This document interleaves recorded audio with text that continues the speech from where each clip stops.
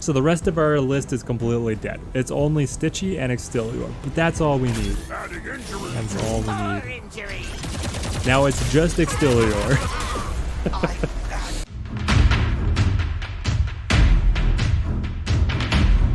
Welcome back, my friends. Moonbreaker playtest part 2 is upon us, and we are spotlighting our third and final captain here in the game, Extilior. Presented as a knightly robotic centaur, Extilior excels at dishing out huge amounts of damage when he gets up close and personal with his enemies. Unfortunately, he doesn't really have the tools to be able to gap close. He excels only at the damage dealing part, so you're going to need to look to the rest of your list to be able to augment his weaknesses. So he is a captain. He has the 2 damage on a melee attack, 20 health stat line that is consistent across all of the captains here in the game. He has Shield of Hope as his very first ability here. For a single cinder, you reduce the damage to a unit by 1. This has a small radius. He's able to target himself as well. It's very cheap. I don't know how powerful this ability really is. You're paying 1 cinder to be able to get 1 damage less. It does help you get some early favorable trades, which can be all that you need to be able to snowball a battle into your favor. And you're able to trigger this a little bit for free with your passive Rally. A random ally within range gains Shield of Hope, while when a rival is destroyed. So every time you get a kill, you make yourself just that much harder to be able to defeat. And on a philosophical and sci-fi level, I love the idea that an AI intelligence would be portrayed as hopeful, because they have this AI programming directive that they have to try and accomplish, and they're going to try and accomplish that against whatever odds end up in their way, because that's how a robotic AI entity would work. I love it after all of the really pessimistic portrayals of AI, which seems to just pervade all the rest of science fiction. Finally, we have Sword of Justice. This is what we really came here for. 2 cinder, deal 3 damage to all units in range. We get a tight AoE around Extilior. You do not have to be in direct base-to-base contact to be able to hit an opponent with Sword of Justice, but to be able to do your full 5 damage combo, obviously for the melee attack, you have to close the distance all the way. For our showcase list, we've gone all in on robotic assistance for Extilior. We've got Crankbait. Crankbait is coming to us from the tutorial as an excellent pairing for Extilior with that grappling chain, able to move a unit towards Crankbait. You can either target an ally to be able to get a quick reposition across the map, because Crankbait's personal movement is actually really good, or you can catch a unit, an opposing unit out. It's the Blitzcrank hook from League of Legends, the kill lane. You bring them in, and then you let Extilior dish out all of the damage. But maybe not only Extilior. We also have insane damage coming out of Florio Lancer with the Bombard attack, able to hit an AoE for 4 cinder, 3 damage to all the units in an AoE. Stacking that with how much damage Extilior can put out can be lights out for a number of opponents. We also have the Bulwark here. This is a sentry turret. All these turrets are just slight variations on each other. We get a 3 damage range attack, so not AoE. We can reposition it as much as we want until we fire our first time, at which point we gain an accuracy buff, but we also become immobile. So we want to make sure that it gets into our opponent's faces, because we have a great stat line of 10 health, and then we can just start taking shots at high accuracy. We also have the Sentinel here, which deploys immobile, but it has armor, and then it actually has a cheaper Bombard attack than the Lancer. Finally, out of this set of units, we have the Defense Dome, which will give us a radius of armor applied to our units. Helps so much for keeping our units alive, especially Extilior here, who's probably been taking some pot shots from the enemy units as he's trying to close in to get into melee. To be able to help him out a little bit, we've got Stitchy McPatchy. He's kind of hidden here. He is our support piece. We're not sure if we're going to be able to see him with how RNG dependent it is your unit summoning is in the game, but we do have the Nutrient Syringe to be able to repair up Extilior. We also have Maximus hiding back here. He's just so cost effective and so annoyingly powerful. I love having him in basically all of my lists. And then we have, in addition to Crankbait, all the other flyers. So we're bringing Switchback with the ability Switch It Up to Cinder, giving us rapid fire and slow on a 3 damage range attack is insane. And then we also have Rickety Backfire. who is a very cheap flyer that we can get out there. But he has a 70% chance of basically backfiring and hurting himself, and then all units in range. Effectively, if we can get him so far out of position that our units are not in range and it's early in the game, maybe his backfire will be able to hit even multiple enemies in addition to blowing himself out. The very last unit we are bringing in is Drum Dancer, being able to give our melee unit pummel just to make Extilior that much more effective. We are going to take to the battlefield here with Extilior to see exactly how he plays alongside the list. Let me know down in the comments, what do you guys think of Extilior? What do you guys think of our noble robotic automaton? What kind of list are you building around him? We're looking here for anything that improves our movement. One of the Disruptor Beams, Stim Burst, being paired with Orbital Strike seems really good. Now, Orbital Strike, all ship abilities in general have been reworked a little bit. Abilities and ship attacks no longer can crit. Crits can only come from basic attacks. Up against a Astra opposing list, expecting a lot of tempo out of them and some annoying attacks with their little range blink attacks. We'll try and advance utilizing cover. Oh, of course, they also take blink. Makes sense. Actions cannot be undone. Let's see, what is in our bridge? It's a good thing to check. We have Maximus, Crankbait, Stitchy, and Florio Lancer. Well, the Lancer can do a lot of heavy lifting here, let me tell you guys. So I think we hold tight for a little bit to be able to stack the Cinder and then pair the Lancer with an Orbital Strike to catch the opponent by surprise and be able to break the game open that way. So, how did you have a range ankle for an attack? I think I'll just hold cover here. Check the bridge. Spawn Max. Max, you're gonna get hit with a lot of planks. I know it. I know it, my friend. But it's okay. We're gonna come out of this okay. So let's see. Next turn we get 2 Cinder. The turn after that we'll have 5. That'll allow us to bring in the Lancer. And then the turn after that we'll make just enough to be able to use the Bombard. They're gonna blink away in the meantime, but that's how the game rolls. Max will blink back just as hard. What do you want to summon? Okay, go, go, go. You have Arsenal, giving a ranged unit a rapid fire. These range lists are very good. I've played a very similar one myself. To great effect. Oh, I forgot my lucky cravat. Oh, your lucky cravat, you say. Let's run on up. Pop the Arsenal. Ooh. That was just a warm-up. That crit's looking pretty good. Run back behind cover and end turn. So next turn we are able to bring in the Lancer. Dropping the Lancer down here around this hard cover could be very good. Their range is so long, they can just sit in the backfield. You can then use Extilior kind of ready to punch up if they come around towards it. And Max holds this flank. Beautiful sight lines towards the center of the field for Max. I like this position. Now, of course, it can all change based on a single summon on the enemy's side. But right now, I'm feeling pretty good. Success is on the horizon. You've got the amplifier. That's really dangerous with the Arsenal getting that rapid fire. I can work with that. Well, let's see. Orbital Strike plus Max would be able to pull them off the field just immediately. Ooh. Gotcha. Yeah. They're able to get that chip damage in. We've got enough health to be able to weather the storm. Ooh, I love that. You moved a little closer together. Just prepping for that Orbital Strike that I want to use. Do I want to rally? Or not rally, but Stim Burst? Maybe I do. With righteous intent. I'd like to come around here. My path is clear. Protect myself a little bit more. Probably come up something like this. Careful, that's velvet. 58. We didn't exactly pick up the best spot here. But we still get the kill. That's miraculous. Okay, now we get the Lancer. Lancer. I kind of want you right where Extilior is. Maybe we didn't think this turn through as carefully as we should have. But there we go. Lancer is down. We'll have enough to be able to activate the Bombard ability next turn. And the opponent is on the back foot, having lost one of their units already.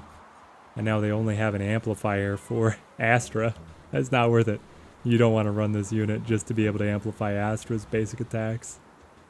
You want it amplifying things with rapid fire. You want this girl powering up Max. That's what you want. Max! Okay, now you're just planking up against Extilior. I think you don't know what to do anymore. They're retreating toward the corner to try and build up more mass on their side. It's certainly possible for an Astralist to claw their way back in, because they're able to reduce the cost of their units. They can drop in really huge units faster than we're able to take care of them. At least that's the hope. Ion interference, reduced accuracy, minus 40%. That's devastating. Devastating. Oh, hey. But you want to talk about devastating? How about a bombard into an orbital strike? Oh, what is that? Do you not have a list anymore? You don't have a list anymore. What happened? I've got plans soon. Okay, let's this is a clean shot. Very clean shot. I'll take it. Now it's that terrible accuracy because of the ion interference, but and because we miss, we don't get to move again. Real fur cup holders. Yeah. Why are the cup holders fur? I don't understand. That seems excessive. It seems excessive even by science fiction standards. The game and the characters are way more whimsical than I initially thought they were going to be. But it really does not take itself seriously at all. My statue. A glowing button. He's gonna crit me for 6 off the board just like that. I mean, I know I've bombarded you into oblivion here and this is all you have left, but it still seems a little disrespectful.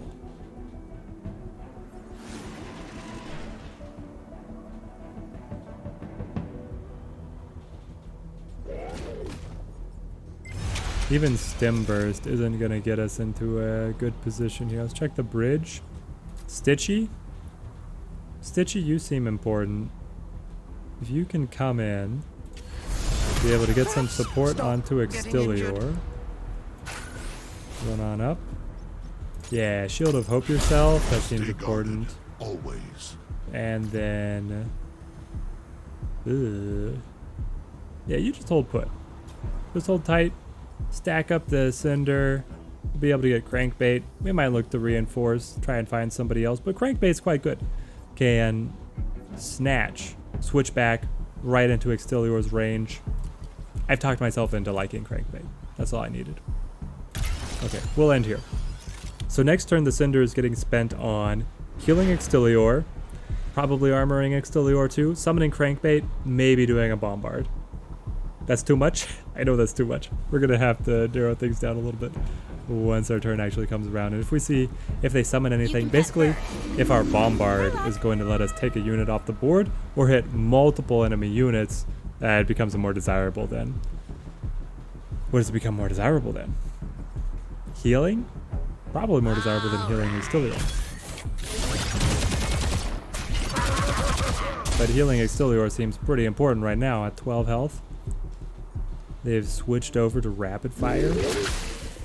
Those misses are big for us, but I mean, they deserve them. They're firing over soft cover at long range. Charge! Ooh.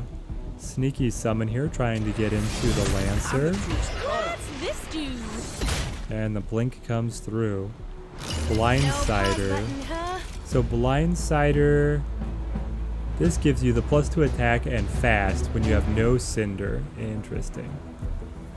Interesting. Oh, hey. Can I Be brave. get in here and mess this guy up? I feel like I should be able to. With a Stim Burst. I can get everybody with the Stim Burst. I feel like we do at this point. I'm not able to get all the way in. Alright. He does get fast. That's annoying.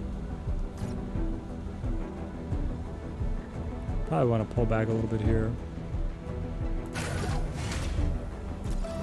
I have a siren. Get Stitchy over, nutrient, syringe, healing. Check the bridge. Get the Crankbait. Crankbait has so much health. We're gonna hold her right here. Body block for the Lancer. Actions cannot 3 be cinder undone. rolling over, you say. Always much to consider. We could rush up, or we just hold tight and Shield of Hope ourselves. Honestly, we could even fall back a little bit so they have to reposition to take a shot. I like this. There we go. End turn. 9 cinder rolling over.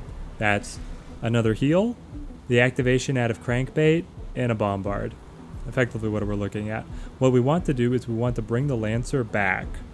Have them set up a Bombard. Then we can bring Crankbait into this central area. Pull someone in towards them. Look and slide.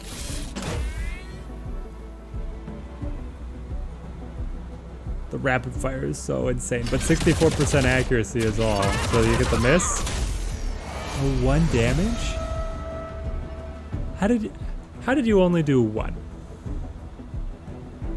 How did that happen? Because armor,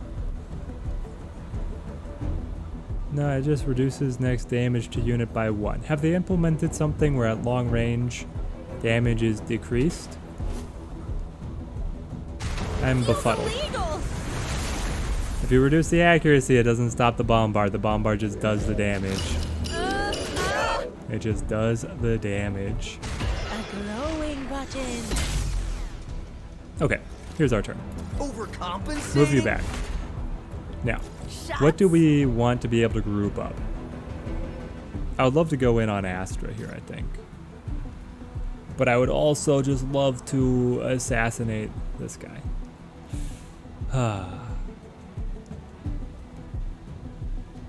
Yeah, we get a lot of damage here. Grappling chain, pull him in.